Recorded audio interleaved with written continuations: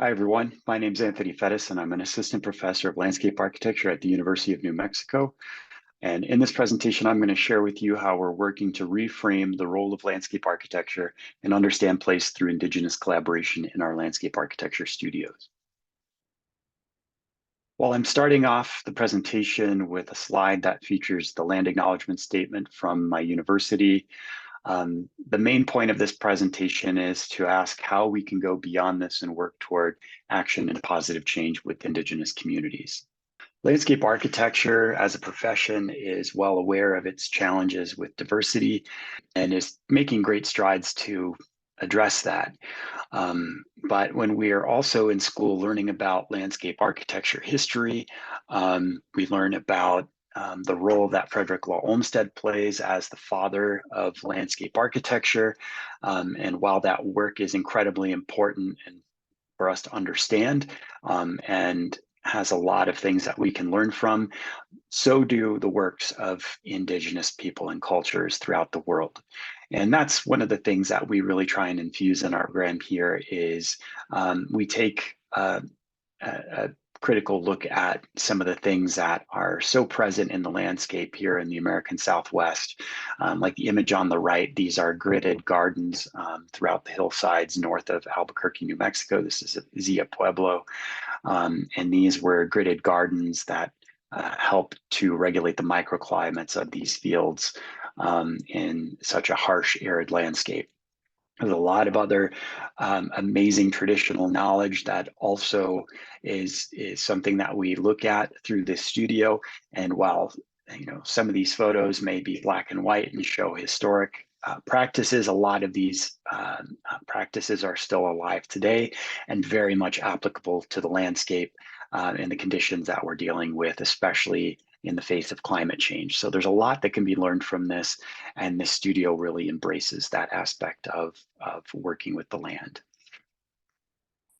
And in a nutshell, the Indigenous Design Studio strives for greater ecocultural literacy and understanding of place in landscape architecture by building relationships with local Indigenous communities through collaboration and service. The evolution of the studio is really interesting. It started back in 2015 when a fellow professor started to work or partnered with the Indigenous Design and Planning Institute at our university. They're housed in the same School of Architecture and Planning, and they worked to develop a series of studios to address some of the legacy of uranium mining out in the Navajo Nation.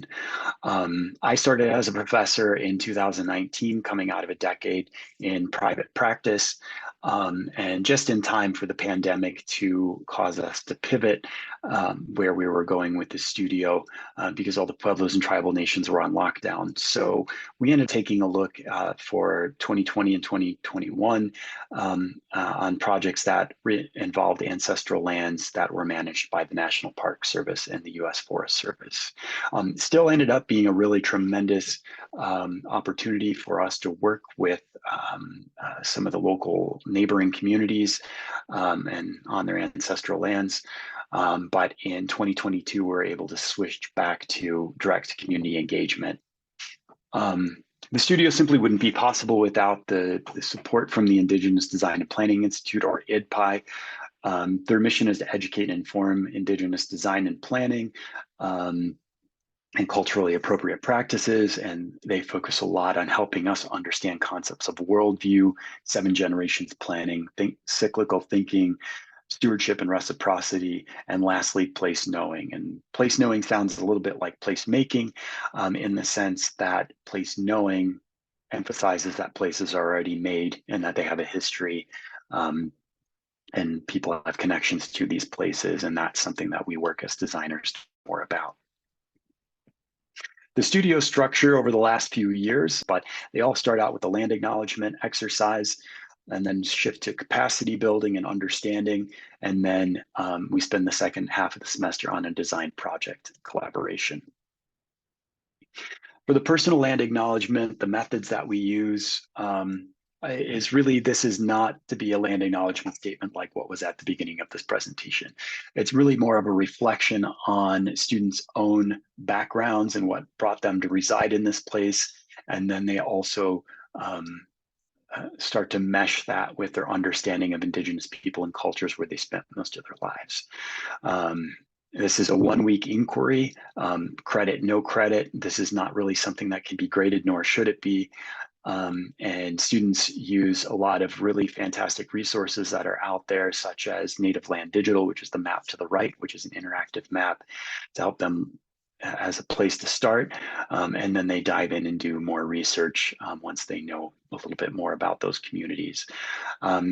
There's also another resource that is great, which is the Native Governance Center, which has a lot of information on writing land acknowledgement statements, but also emphasizes that it's not just about the past, but it's about the present and the future, and actionable ways to go beyond simply having a statement. When we move on to our capacity building exercise, we start with reading some seminal works that provide insight into the rich history and culture of the people that we'll be working with. The graphics on the right are from some of those works that we've read that really help us better understand place from, say, this is a Puebloan standpoint, and understanding the relationships between their villages, the mountains, the mesas, and the clouds, and the energy flows between them. And so a lot of this background is backed up by guest lectures that help us expand our understanding. And we also take a lot of field trips out to these local sites and learn directly from the folks that work there. Content is really focused on understanding worldview, lifeways, and place knowing, which all comes together in either countermapping graphics or written and graphic documentation that features some of the stories that we learn about. And then the design project collaboration, which is the remainder of the semester. We build off of this knowledge that we gain from our background understanding, and we use this insight to collaborate with community clients to address a specific need that they might have or come to us with. The design process is really heavily focused on listening and also encourages students to respond to cultural cues related to place, and resulting ideas are framed as a starting point for future conversations, which these end up being posters or reports that we deliver to the client. There's also a lot of really important caveats with the studio, in addition to just the methods of the specific tasks. And all of the projects, I should note, are initiated by the communities reaching out to us for assistance. The studio is overall a collaborative effort, with myself serving as a facilitator. And we're incredibly grateful for the support from our Indigenous faculty, staff, and guests over the course of the semester. The outcomes that come out of the studio are for the service to the communities, and they're not driven by extractive research, and all work is shared with the client. And then lastly, infused throughout the process are lessons on how we can better respect, honor the people, culture, and traditions. And part of that might be how we disseminate the work as well. And we need to be respectful of some of the things that we hear in terms of stories that this might not be information that we can share outside of the studio. So the outcomes from the studio over the last 4 years had 35 students so far, including the students in this year, which have all been absolutely incredible. We've taken 12 amazing field trips, and they've only gotten better every single year as we make better and better connections with folks to get out and see some of these things within the landscape. And in the end, after this semester, we'll have 4 design collaborations or projects that have come out of this, and those projects are listed below on the screen. So just some of the results of the project. So what is some of the work that has come out of this studio? Of course, as I said, we start with the land acknowledgement exercise. And again, the point of this is not to have a land acknowledgement statement that we can recite before every meeting. It's more a personal exercise in learning and starting to reframe how people think about place, or how the students think about place. And the big point of this is that this is not about the people in the past, but it's also acknowledged where they're at today, and a real emphasis on action towards the future as well. For many students before this exercise, many of the students knew very little about the Indigenous people and cultures where they were from, and even where they live today. So this was incredibly valuable from that sense. And for many, this exercise really expanded their understanding, and for some, it deeply challenged how they see places now that they thought they were familiar with. Because of this change in mindset, I've had some Indigenous faculty remark that this is decolonizing thought process in action, referencing this change in perception. So I was really honored to hear that, and this was not necessarily an outcome that I thought I would be able to have from such a simple exercise. Moving on to capacity building and understanding, some of the outcomes or results of that has been some really tremendous initiatives in terms of mapping and understanding, and taking the things that we've been hearing from the stories that we've learned from some of the community members that we work with, and translating these into understanding that we can share with others. So this semester we took a slightly different approach, and really focused on Indigenous design strategies, traditional design, and how those practices continue to be used today, and what is the potential or significance for the future. The work that we did this semester was showcased in a Stories of Reciprocity and Stewardship exhibition within our school in the gallery space on Indigenous Peoples Day. And it was a really great response that we got from that. And people got really excited seeing some of this work up there displayed. And about the most recent work is really, we got a lot of positive feedback from fellow Indigenous faculty and students. One of the Indigenous faculty was really interested, or is really interested, in putting some of this work into a publication or an exhibition coming up this next year. And then some of the Indigenous students that walked by, they said how amazing it was to see these practices that they know that their grandparents and parents continue to use today. And they said they had an immense sense of pride. The mapping work has been really interesting, especially for the students, because it really helps them understand regional scale landscape challenges and opportunities. But we've also been finding it's really useful for the clients beyond the studio process, for them working on other initiatives. And also some of them just simply love to have these as graphics, because also from that sense of pride that this is showing, things that they know, formatted in a way that really articulates how amazing the knowledge is around this. I will say that the counter mapping and decolonizing maps has been a bit of a challenge in terms of trying to teach this process. I think this is something that will take a little bit more time and research to prepare more adequately.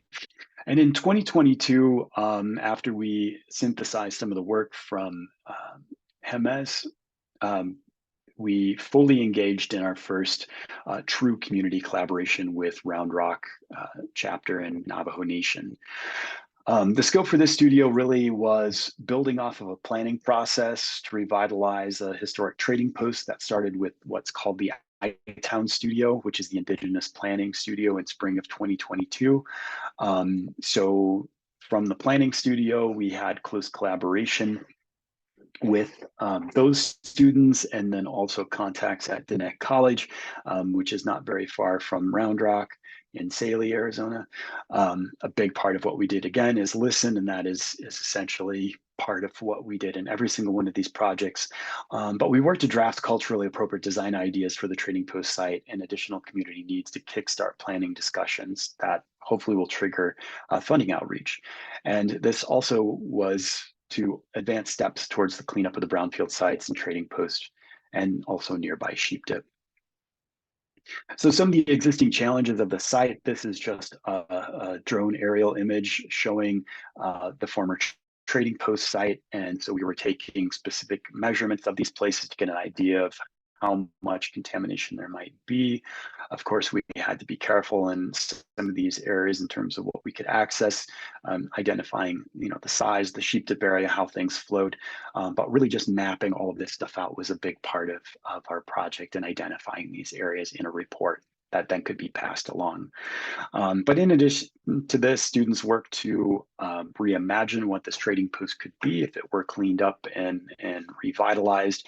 So this was just one example of student project that took a more critical look at that building itself, but how not only the building, but the area around it could become a community gathering space. And what was really interesting is there was a lot of emphasis on understanding some of the cultural aspects of how people relate to place and space.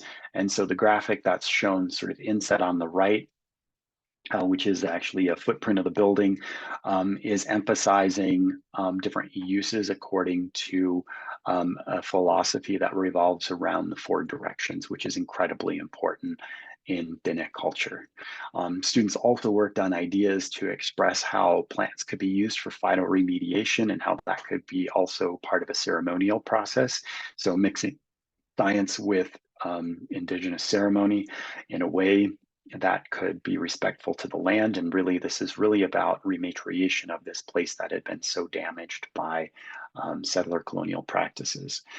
And then lastly, some students worked on ideas for how all of these sites could be stitched together in a way that this could become an asset for the community. So these were just three potential concepts for what could happen in this trading post area and this adjacent school that's nearby, ultimately coming together in this idea for a cultural campus that really starts to draw upon Diné philosophy and worldview, and building that into the landscape as well as it's responding to these different features within not only the landscape on site, but the landscape beyond in the mountains nearby. And so in the end, I was incredibly grateful that one of the students said that they were interested in taking on the uh, the understanding of what steps would need to be taken for the cleanup of the site. And as they started working this into an independent study for the spring semester.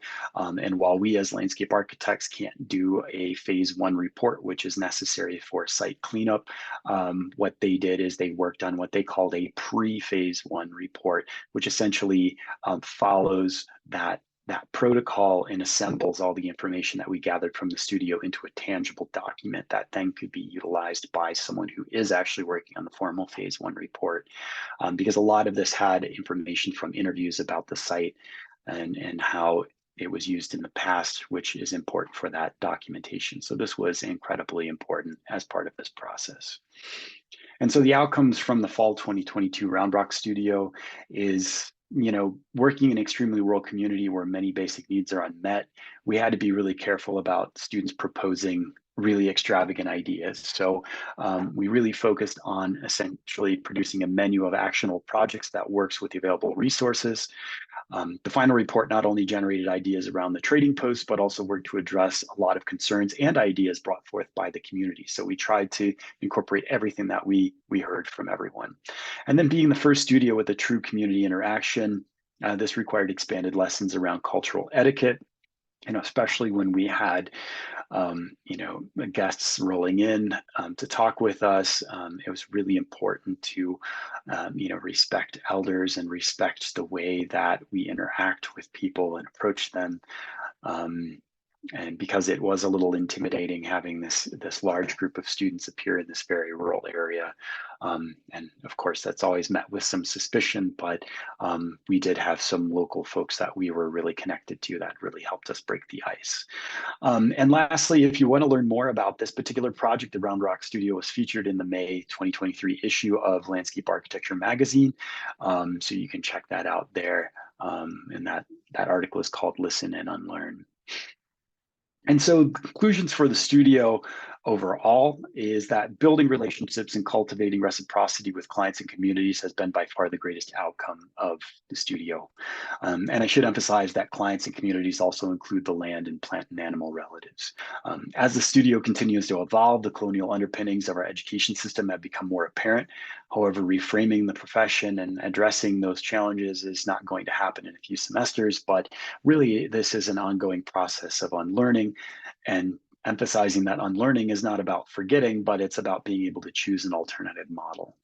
And lastly, being the first client community-based studio can cause a lot of stress with students in kind of the traditional education model.